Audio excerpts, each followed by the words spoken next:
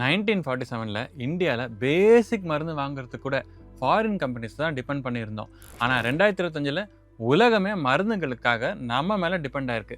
எப்படி India drug importing nation அப்படின்ற இடத்துலேருந்து ஃபார்மசி ஆஃப் த வேர்ல்டு அப்படின்னு மாறிச்சு?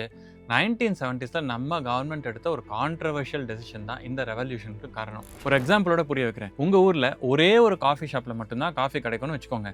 அதுவும் ரொம்ப காஸ்ட்லி, அவன் வச்சது தான் விலை. சரி, அது வேணாம், நீங்களே ஒரு காஃபி ஷாப் ஓப்பன் பண்ணலாம் அப்படின்னா ஓப்பன் பண்ண முடியாது. ஏன்னா காஃபி பண்ணுறதுக்கே அவன் பேட்டன்ட் வச்சுருக்கான். அப்படி தான் இருந்தது இந்தியாவில் மெடிசின் மேனுஃபேக்சரிங் 1970s வரைக்கும். அப்போ நம்ம கவர்மெண்ட் ஒரு போல்டு டெசிஷன் எடுத்தாங்க. இந்தியன் பேட்டன்ட் ஆக்ட் ஆஃப் 1970 அப்படின்னு ஒரு சட்டம் கொண்டு வந்தாங்க. அந்த சட்டப்படி நீ யாரா வேணா இரு, உன்னால் ஒரு மெடிசினல் ப்ராடக்டை பெர்மனண்ட்டாக பேட்டன் பண்ண முடியாது.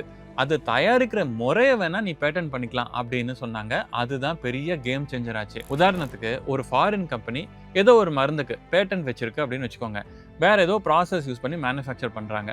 நீங்கள் அதே ப்ராசஸ் யூஸ் பண்ணி அந்த மருந்தை மேனுஃபேக்சர் பண்ண முடியாது. ஆனால் தரம் குறையாமல் வேற செயல்முறையை வச்சு அதே மருந்தை நீங்கள் மேனுஃபேக்சர் பண்ணலாம் அப்படின்னு அந்த சட்டம் சொல்லிச்சு. இதுக்கு தான் ரிவர்ஸ் இன்ஜினியரிங் அப்படின்னு பேர். இது ஈஸி இல்லை, ஆனால் இம்பாசிபிள் கூட இல்லை. இந்த ஒரே ஒரு மூணால் ஃபாரின் கம்பெனியோட மொனாப்பலி இந்தியாவில் முடிஞ்சது. இந்தியன் சயின்டிஸ்ட் ரிவர்ஸ் இன்ஜினியரிங்கில் எக்ஸ்பர்ட்ஸ் ஆனாங்க. ப்ராசஸ் இன்னோவேஷனில் வேர்ல்டு கிளாஸ் ஆனோம். நம்ம ஊர்லேயே மருந்து மேனுஃபேக்சரிங் நடக்க ஆரம்பிச்சது. மருந்துகளோட விலை குறைய ஆரம்பிச்சது. சரி, நம்ம ஊர்லேயே யாராவது மருந்து தயாரித்து ரொம்ப காஸ்ட்லியாக விற்க ட்ரை பண்ணால் என்ன ஆகும்? அதுக்கு தான் நம்ம கவர்மெண்ட் முன்கூட்டியே யோசிச்சு drug price control order DPCO அப்படின்னு ஒன்று 1979ல் கொண்டு வந்தாங்க.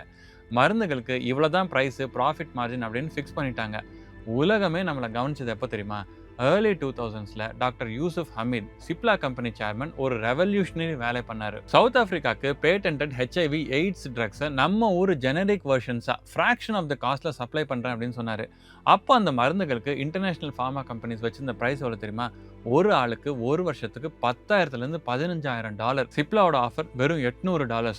மொத்த மார்க்கெட்டையே அடிச்சு தூக்கிட்டாங்க சிப்லா. இப்படி படிப்படியாக ஒவ்வொரு மருந்துக்கும் ஜெனரிக் வெர்ஷன்ஸ் நம்ம கொண்டு வந்துட்டு இருக்கோம். இன்னைக்கு உலகத்தோட டோட்டல் ஜெனரிக் ட்ரக் எக்ஸ்போர்ட்டில் 20%, உலகத்தோட மொத்த வேக்சின் சப்ளைல 60% நம்ம ஊர்லேருந்து தான் நடக்குது. மருந்து கண்டுபிடிக்கிறதுல ஆர்டிஃபிஷியல் இன்டெலிஜென்ஸ் யூஸ் பண்ணுறது, ஜீன் எடிட்டிங் அப்படின்னு இந்தியன் ஃபார்மா இண்டஸ்ட்ரி இப்போ வேற லெவலில் போயிட்டு இருக்கு.